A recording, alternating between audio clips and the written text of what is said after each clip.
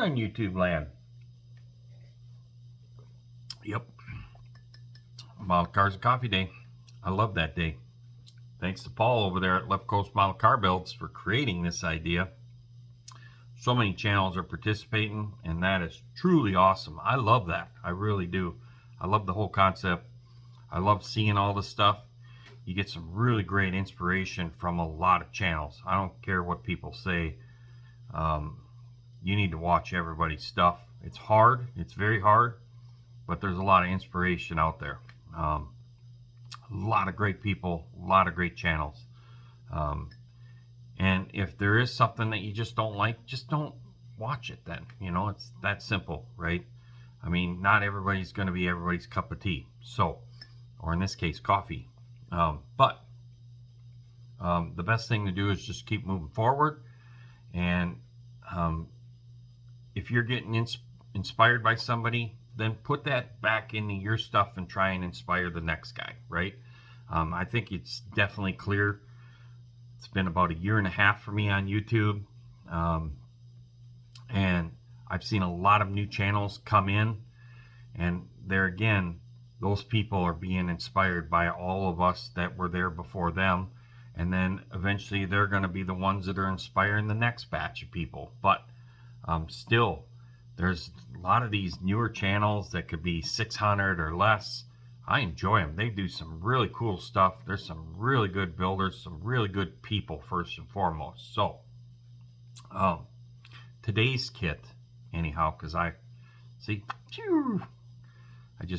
my mind is like that. Anyhow, this kit here is another one of those topics that I'm going to show you. And that topic is the zombie kits, the stalled kits, the ran out of time kits. Hey, you know, I like that, the ran out of time kit. I like that because that's definitely this one right here, ran out of time. I'll explain more. But the thing is, me and Paul have talked about this. Many of us have talked about this. Is what, why, and how, right? I mean, we all got them. We all have them.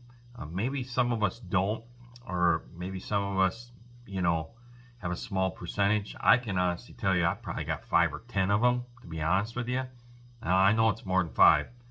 It's got to be close to 10 of these projects. And these projects all were in that range of the early 90s, basically when I was in high school and getting out of high school. So,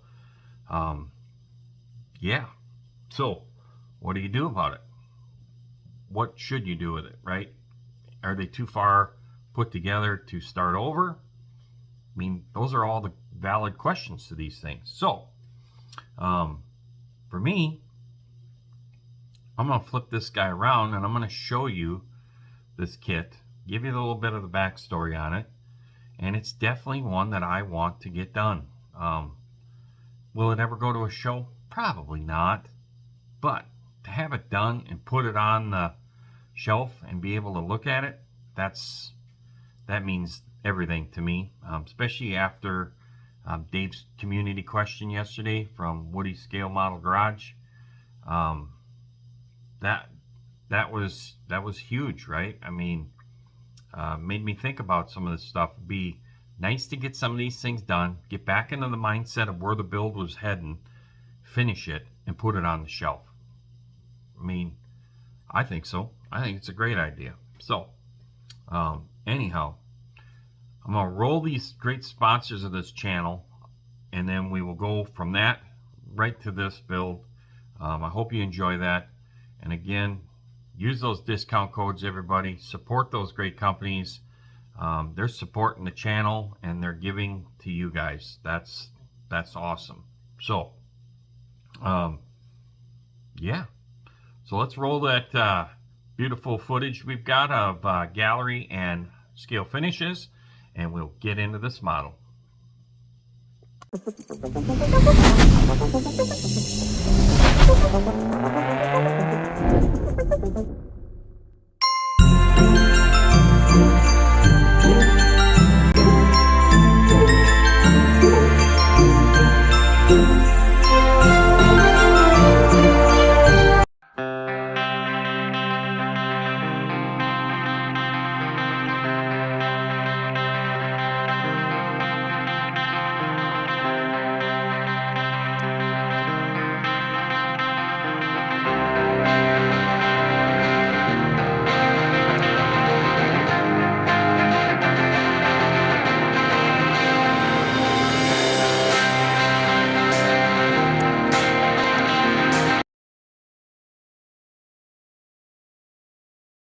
All right, we're back. Let's flip her around.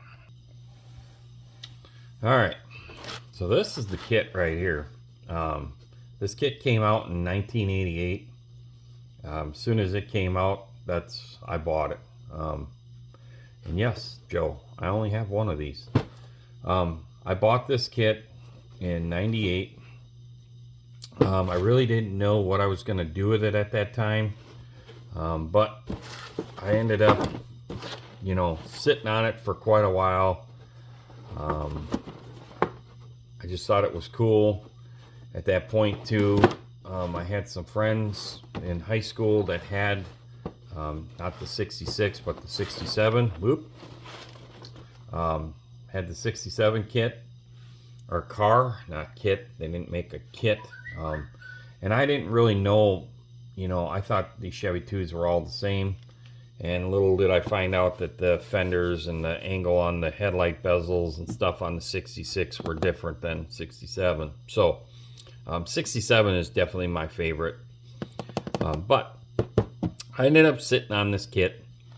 And then in about 90 or 91, I believe the Soft Seal Pro Mod 57 Chevy came out. And I had to have that. So I bought, I think, one or two of those at the time, and I will show you what we started here. So here's another one of them zombie stalled kits. This thing is the Soft Seal 57 Chevy chassis that's kind of been modified a little bit to fit in this Nova. I decided to cut the door out. I decided to cut the trunk out because of the nitrous bottles and stuff like that. It's kind of falling apart here. As you can see that it's missing the front wheel and stuff, but never was completely finished. Carburetors fell off it. It looks like the headers and stuff fell off it. One of the struts and the down bar fell off. It's all in the box. But yeah, this is a zombie kit that I definitely want to finish. I can tell you right now, I ran out of time kit. I can tell you right now that this was definitely a project that I ran out of time, because I graduated and then bought the Duster, and the Duster was priority over all this stuff. The only time I was building models after I bought the Duster was the winter time, and sometimes I was busy with that. There used to be a lot more car shows, a lot more indoor swap meets, lots of things. There's just a lot of different stuff going on in them times. So you're always out and about with your buddies. You got girlfriends, all that stuff. So the models really took a back seat. But this to me was going to be a really neat build. Now, I'm not a big fan of how high it sits in the back. But there again, and then same thing, right? Chevy 2's always had a small wheel well opening. Here I've just kind of shoved that thing in there. To do a Chevy 2 properly, you need to stretch the wheel well opening.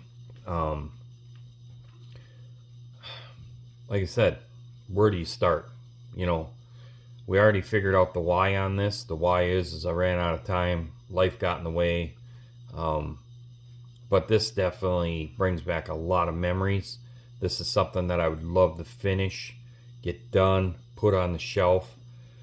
My biggest problem now is that I try to put way too much attention to detail to things. So then am I going to go overboard trying to finish this thing? I got to figure out a way to curb myself and just finish it, right? Try and get back into the mindset that the build started off with and just finish the kit.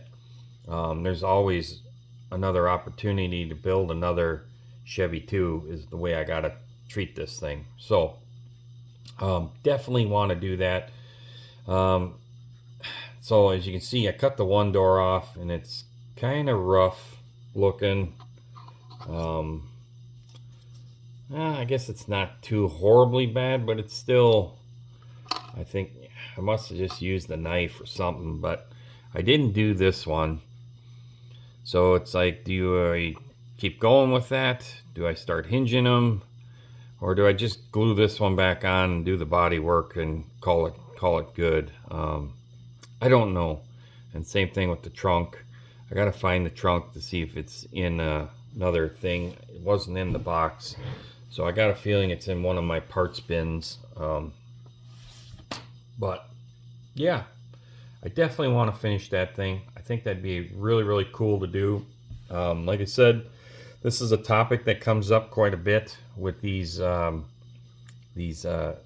out of time kits, these zombie kits, these stalled kits, closet sleepers, whatever you want to call them.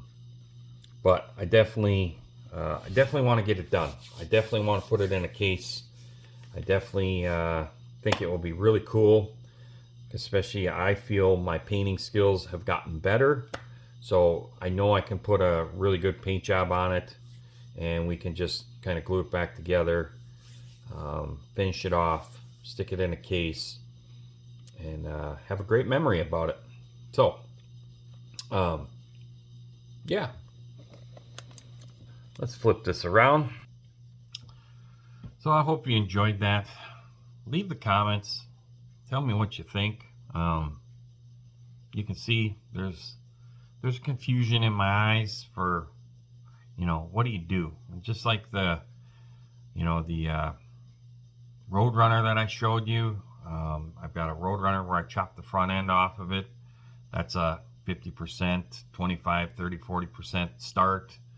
Also with the old Super Bee there, Cornet. That one too. That one's got a lot more done. Basically just needs to do the body work and the paint job, and chassis and the wheels are all done. Is it really worth taking those things apart to put more detail in them? I don't think so. I really don't. That's what I'm trying to convince myself.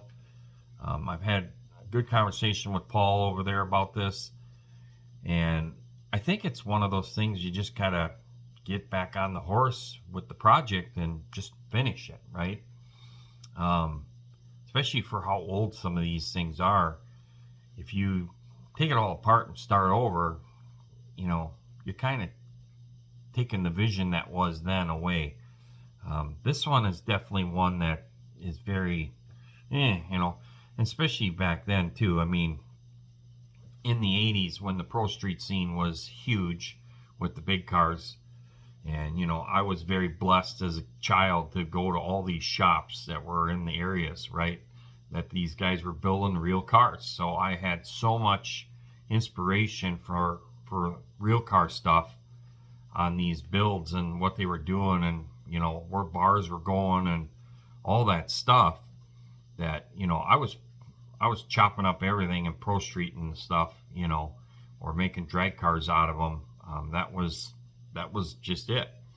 And then when some of these kits started to come out, like the Soft Seal 57 Chev, the Christine, the Jukebox Ford, the Carpenter's 55, those four Pro Mod kits.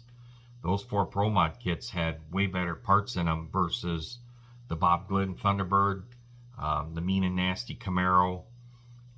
What was the other one? There was a red Thunderbird. It was basically the same thing as the Bob Glidden car, but it was just a red box art.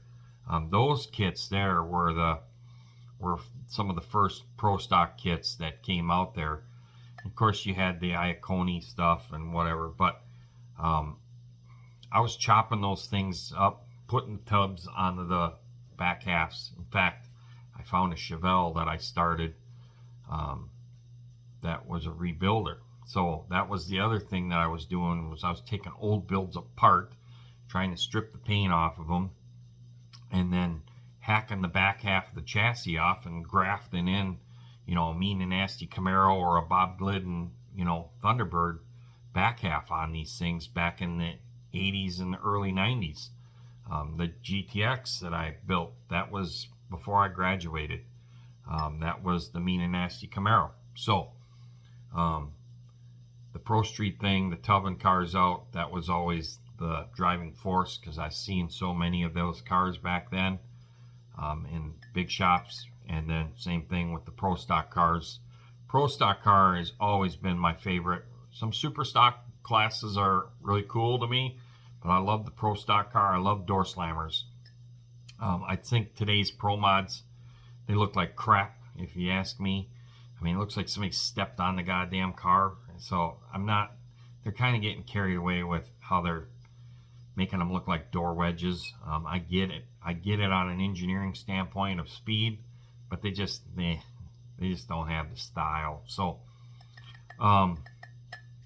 yeah, I think I made this video long enough with my rambling. So, can't wait to see some of your guys' comments. Can't wait to see some of your guys' videos today. I'm going to get back on my 55 Chevy. We're going to clean up a little bit here. I got some stuff to put away. Then we're going to get back on the 55 Chevy. We woke up. We have the printers running. I got some parts that I'm printing for some people. Yeah, we got some really, really neat things coming in the horizon for 2025.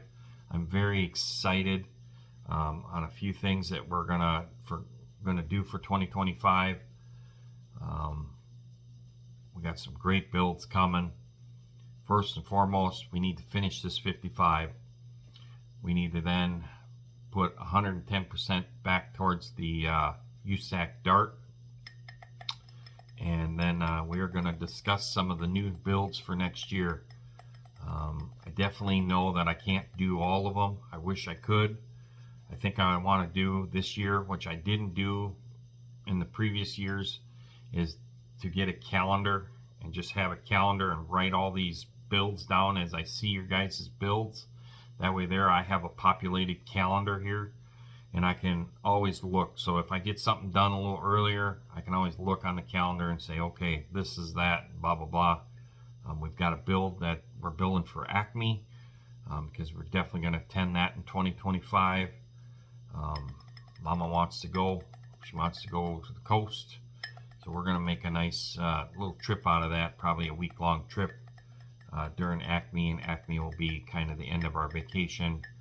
And we'll stop in there for the weekend, participate in the model car show, and then head our way back home. So it's looking to be a good year.